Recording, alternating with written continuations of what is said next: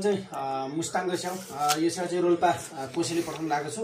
ठ्याक्कै रोल्पा जाने एकजना भाइ छ हाम्रो कान्छो भाइ, ऊ चाहिँ रोल्पा जाने दसैँ मनाउन जानुभएको कारणले गर्दा चाहिँ यो भिडियो चाहिँ भाइ रोल्पा पुगिसकेपछि आउनेछ है, किनभने त्यो अलिक पहिले नि जानेछ। भाइ रोल्पा पुगिसकेको हुन्छ सायद यो भिडियो बनौटी गर्दा मैले पोस्ट गरिरहेको छु म।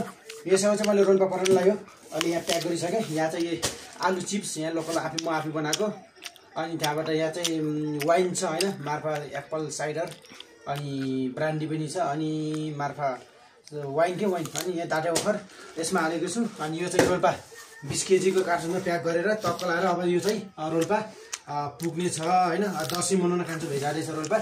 सो त्यही भएर बुवा आमालाई मुस्ताङको छेउ अहिलेसम्म दोस्रोचोटि हुन्छ क्या चाहिएको, अहिलेसम्म चाहिएको छैन।